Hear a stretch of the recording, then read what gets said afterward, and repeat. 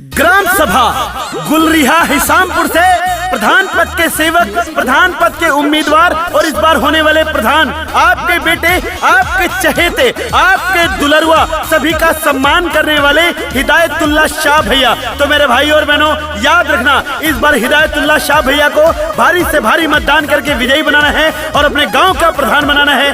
गायक गगनदीप सिंह। अरे गाँव के भैया बहना ने अपने मन में ठाना, अब की प्रधानी में है मिलकर के साथ निभाना।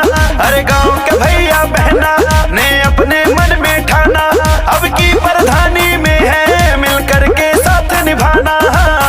जीत के चुनाव नया राम करेंगे, हिदायतुल्लाह भैया काम करेंगे। चाचा चाची सब मतदान करेंगे, हिदायतुल्लाह भैया काम करेंगे।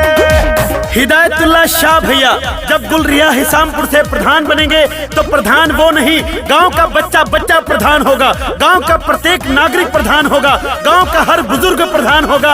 आपके कहने के मुताबिक गांव में योजना लागू कराई जाएगी, आपके कहने के मुताबिक गांव में काम किया जाएगा, सबका सम्मान करेंगे। जिनके पास घर नहीं उनको घर दिलाना, जहां बिजली नहीं वहां बिजली पहुंचाने का काम करेंगे आपके बेटे अजमत शाह हिदायतुल्लाह शाह भैया।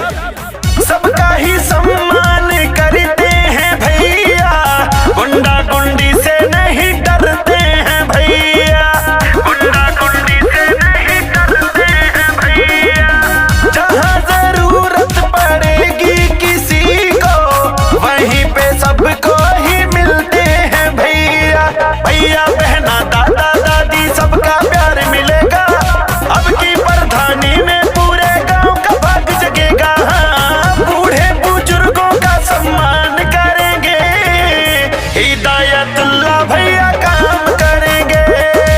दादा दादी सब मतदान करेंगे, हिदायतुल्लाह भैया काम करेंगे। किसी भी गुंडा गुंडी से नहीं डरते हैं, भ्रष्टाचारियों का डट के मुकाबला करते हैं, अपने गांव में दलाली मक्कारी नहीं होने देंगे, नरेगा का पूरा पैसा दिलाने का काम करेंगे, कोटे का पूरा गल्ला दिलाने का काम करेंगे, माँ बहनों का सम्मान, हिंदू मुसलमान भाइयों में एकता बनाने का काम करेंगे और सबको मोहब्बत करते हैं, सबसे लगाव करते हैं आपके बेटे हिदायतुल्लाह शाह भाई। ग्राम सभा गुलरिहा हिसामपुर। जो भी कहते हैं भैया करके दिखाते, आए मुसीबतों का भी ना घबराते, आए मुसीबतों का भी ना घबराते।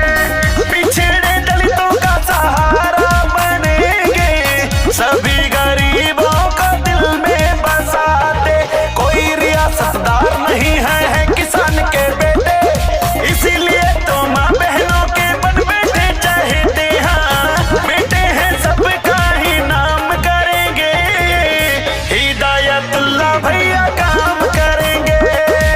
चाचा चाची सब मतदान करेंगे, हिदायतुल्लाह भैया काम करेंगे। बड़े बड़े नेता लोग हिदायतुल्लाह शाह भैया की बात मानते हैं, थाने में भी अजमत भैया की चलती है, गांव से लेकर जिले तक सभी सम्मान करते हैं, सब इनकी बात सुनते हैं। गांव का प्रधान हो हिदायतुल्लाह शाह भैया के जैसा हो, जिनकी बात कोई भी नेता अधिकारी काट ना पाए। सरकार की सारी योजनाओं को ग्राम सभा गुलरिहा हिसामपुर में लागू करवाने का काम करेंगे, सभी को सम्मान दिलाने का काम करेंगे, शिक्षा का विकास कराने का काम करेंगे आपके बेटे हिदायतुल्लाह शाह। नेता अधिकारी सब